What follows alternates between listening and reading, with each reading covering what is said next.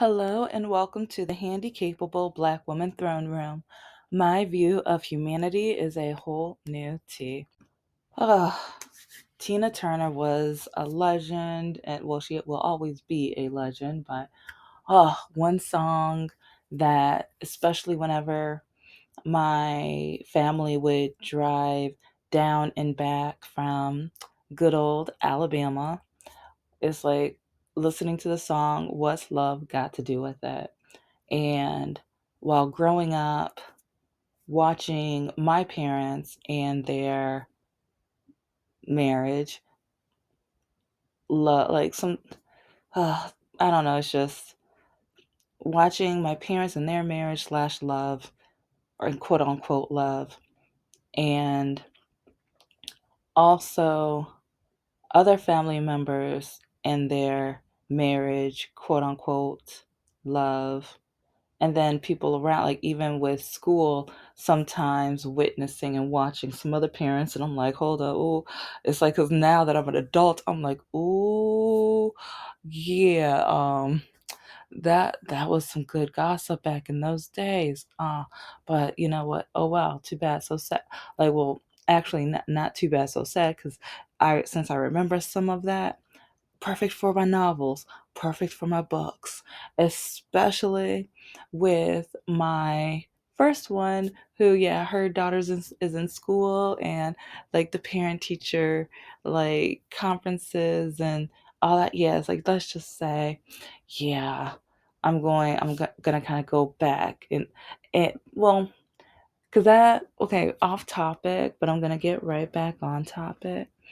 But it's crazy with our education system right now, because while teaching at a community college, well, community colleges, but once there was one where they just, both of them, they kept sharing their ignorance with me, but one specifically, and you know what? No, actually, like in two different ways, they kept showing their ignorance. Because the one that was clearly a mistake, whew, they don't know any history, especially African American history and things like that. So when it was the anniversary of desegregation, they were laughing like, that's no big deal. That was so long ago. No one is still alive that went through it. And I'm like, so my father, um so you want me to call my father and tell him he still shouldn't be alive? And they were laughing like, no, like that's not true. And I'm just like, your parents or your grandparents? Your parents or your grandparents went through that. I was like, since you guys are younger than me, it's probably your grandparents. And they probably don't bring that up because they might have been on the wrong part of history. They probably were the ones that wanted to spit on my parents, shove my parents, or turn my parents into strange fruit. But okay, it's like when I talk about the ignorance and stuff with writing and things, it's so crazy how students are just like, it's not really fiction if you base part of it off your life. It's not really fiction if you're actually tapping into people that you know. And so part of me is just like, so who are we supposed to base it off of? Off of characters from other books? Off of characters from TV? Like, so you think that TV shows, they're not based off of people the creator like knows at least a little bit? And it's like, that just amazed me, and it just proved to me how little, how ignorant and uneducated, and the naiveness that some of Generation Z is. And it's like, I'll even say like millennials, because there are many millennials who say books aren't political. Idiot. I'm sorry, like, to me, if you think that, you're an idiot. You're not, like, the light bulb isn't clicking. All books in some ways are political. If a book has all white characters, think about that. That showcases the population. That showcases where the character is from. If they're in an all white city, why are they all white? It's like so I mean that right there. Or if the only people of color, African American characters are the ones that are the help or work the low wage jobs or are the special candy dealers, etc. If that's the only character that's not white, think about that too. That's political too. So, but a lot of romance and love stories. So, like a lot of authors sometimes go back in their past. Their definition of love changed because of them, and or they were heartbroken because of the actions of that other person, and or sometimes the people that they broke their heart. Because I'm not gonna say all authors are so innocent and wonderful. No, it's like there are dogs everywhere. It's like some authors made me, I they might have been cheating and stuff like that, and so hey, we don't know. We don't know. So and that makes me more interested in like because I mean I studied Shakespeare and stuff in college and things, and even after college a little bit like digging in, but even back in those history in the past, all the actors were men and stuff, even the women dressed as men. But yeah, but then people have a problem with drag shows nowadays. But yeah, you don't have a problem if you okay, if you have a problem with drag shows, then don't read Romeo and Juliet. Don't read any Shakespeare. Don't read a lot of the books back from those days because, like, it wasn't a big thing back then, unless it's only because of the trans community, but that's stupid too. That's idiotic as well. And yeah, so because I don't know, because that just shows your bigotry even more. It's like you're so scared for people to dress outside of the box or the cookie cutter standards that we as humans created. But then within history, men used to wear heels, especially to appear taller to women. And it's like nowadays, like a lot of men, like on dating apps, so many men post their height. They make sure they post their height on. And I'm like, and I don't care about height. So it's like sometimes I'm like, I don't care. I don't, but okay. And you know what? I'll save that for a different, because now that I'm talking and thinking about it, I'm just like, oh, yeah, that is like, especially, well, one day I'll get back to the nerd channel. It's like I have over 300 episodes on here, and I've been posting an episode almost every single day to the point where, yeah, it's like pretty soon I'll have over 350. So I keep thinking, don't quit, keep going, keep going. So, but here is the lowdown of my main topic that I want to talk about is love, which, yeah, that's why a few minutes ago I was talking about breaking hearts and all this other stuff because I'm going to be digging in really deep into Mr. No Heart. And I'm going to be doing a separate piece on Mr. Lockakey, but I remember when I let him know that it was over, how much he was trying to gaslight me and blame me and put me down, and how he basically told his daughters it was my fault. And if you've been listening to my channel and listening to the episodes, you already know about the oil change story. That's a two-parter. And then, though, the latest one with the Christmas present, quote unquote Christmas present, and then the pancake episode. All of this is with him. And then, but okay, now I'm going to start saying other examples because he just kept telling me, you can't say I don't love you. You can't say that. You can't judge me and say I don't love you. And I told him, yes, I can. You never loved me. You said it on our 5th year. Yeah, during the 5th year anniversary, like on my birthday. Yeah, that was my birthday present. On our 5th year, him saying, I love you. And by then I was kind of like, oh, yeah, yeah.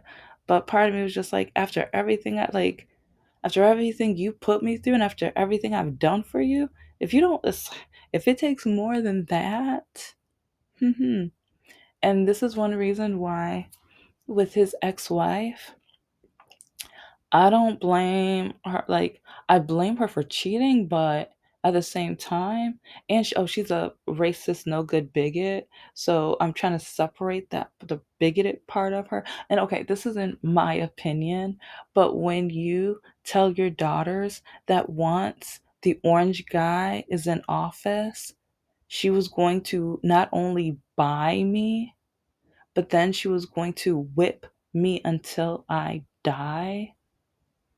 Yeah.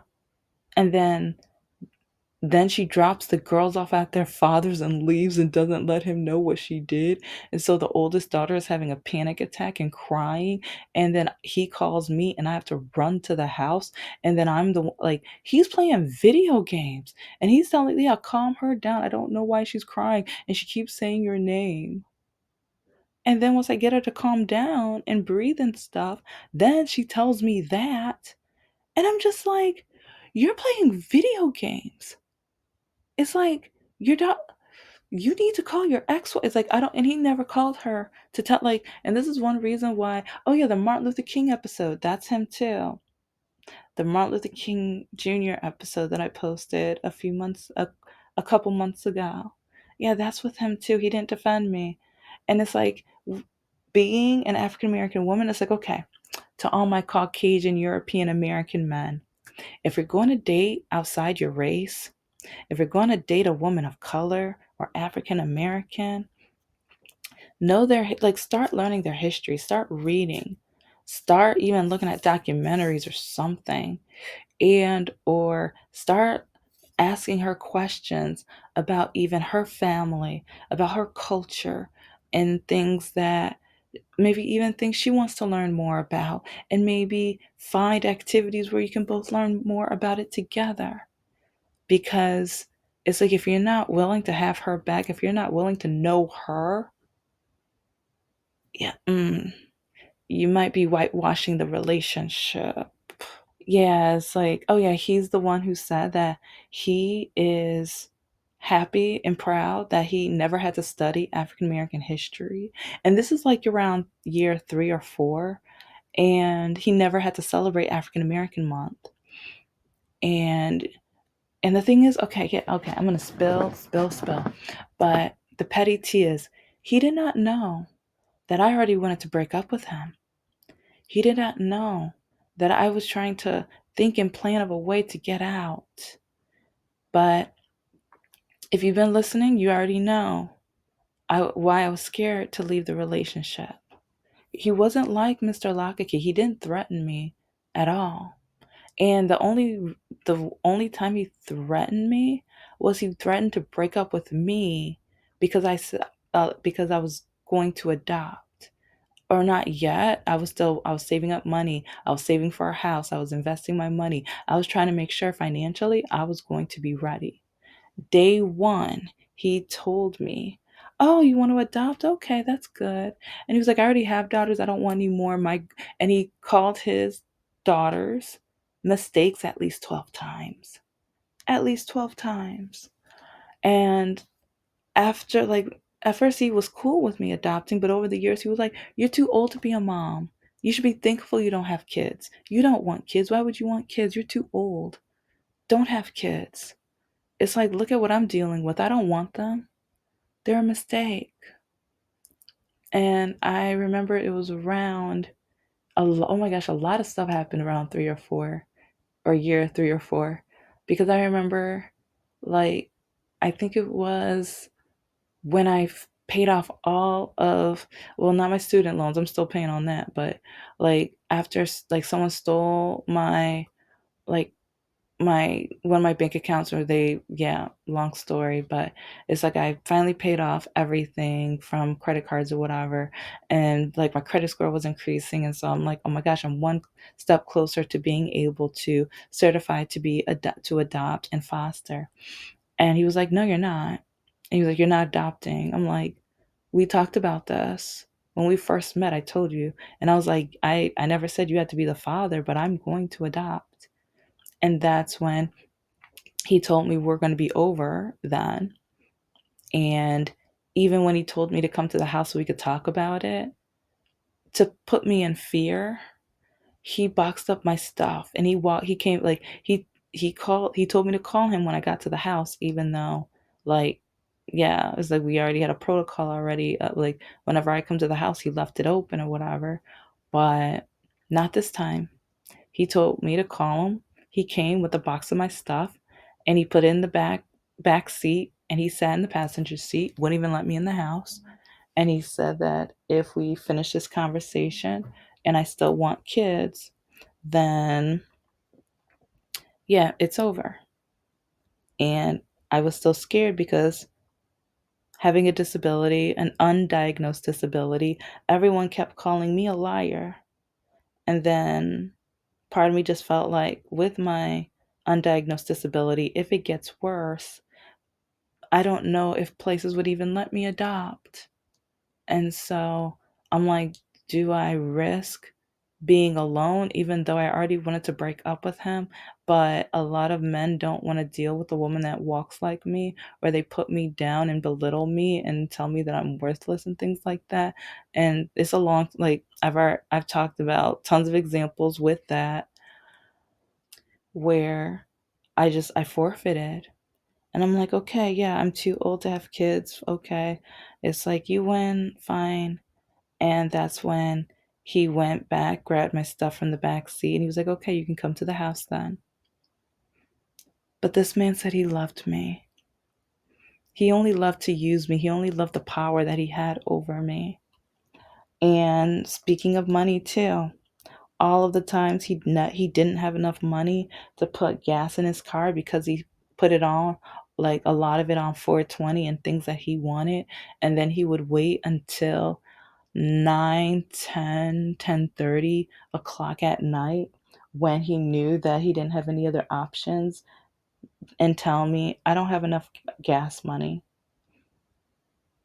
And and part of me thought, okay, over time, once he gets his act together, once he's done paying off his divorce lawyer and everything, he will start paying me back.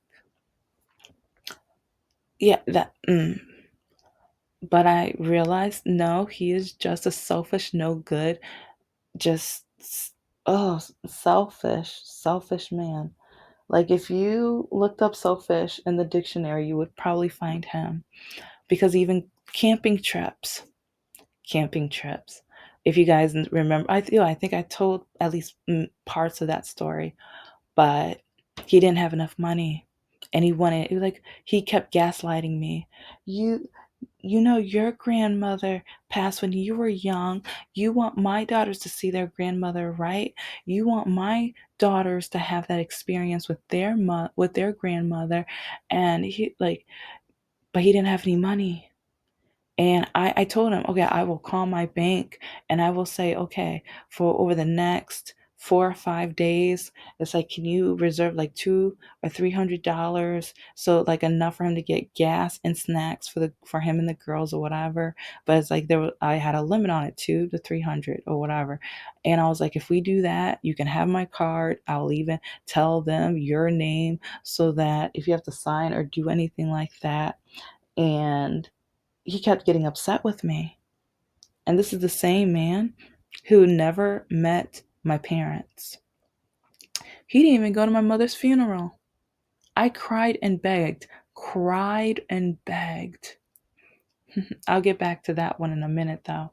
This is probably going to be a two-parter now that I think about it. But, oh, it's like he forced me to keep going because he would gaslight me and tell me, "Don't you want to see my family? Don't you want to feel like family?"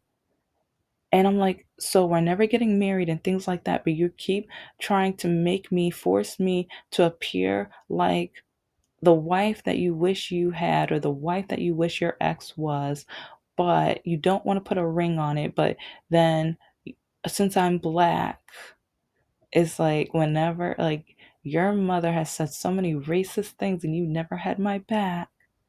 Never, like, you see me leave the room, you see me go back in the room, and then you say I have the attitude. She literally said one time, like, that I got a job position only because I'm black. And if my ex had to apply for that job, he would have never gotten it. But I'm just like, one, he dropped out of college. Two, he doesn't have a master's. Three, he doesn't have the 10 to 12 years experience of promotional modeling with like, so marketing advertising experience. It's like four, like, it's like I just started listing things where, okay, this is this job. Okay. Your son and I have nothing in common when it comes to our education. Okay, other than K through 12 or whatever. Well, yeah, he never studied African American history or celebrated African American month. So, yeah, our K through 12 experience was very different as well. But how dare you tell me that your white son only didn't get the position because he's like, okay, it's called I busted my tush off. I gained the experience. And that's the kind of person he kept telling me, like, I had to go see. And then they always had these family portraits. And he would always blame me or get mad at me because I didn't. I'm like, we're not married. I am not getting into those pictures. It's like, especially like, he didn't know for years I wanted to get out of the relationship, but I was scared because what did my mother always say? If you've been listening to my channel, as long as you walk like that, no one's ever going to want you, love you, or marry you. And with other men who, like, if I would go grocery shopping or whatever, oh, you're so beautiful, young lady, but why do you walk like that? Oh, you better go to the doctors. It's like God would have never made you walking like that, looking this beautiful. And it's, or if, if I turn down a guy, and that's why you walk like a cripple. That's why you walk like a kindergartner. You don't even know how to walk right. That's why you walk stupid. That's why, yeah, yeah. So, do you think I really want to ever try to get back into the dating world? Do you think I ever would want to get back into the dating world? I was scared. It's like I realized I was stuck with this awful, terrible, selfish human being. But do you think I actually wanted to get, like, I didn't know, like, I knew the dangers of it from being black and having a disability. It's like, especially like a lot of black men say I act too white, I act too proper. And then a lot of white parents, it's like some love and adore me, but then it's the son that's the issue and the problem. And it's like if you remember, like I just told you guys I mentioned the story a couple times, but the guy who was an alcoholic and got pulled over by the cop, and the cop was like, the cop had him call me because he lied and said he was engaged to me. Yeah, go back to that episode. Go back to that episode. But okay, the crazy thing is, because I'm gonna need a part two and maybe a part three. People keep saying that, or especially on dating apps, it's like relationships aren't about politics. You're stupid. You're this age and you don't even know what a relationship entails. You don't know relationships are about loyalty. Mm, okay. Hmm.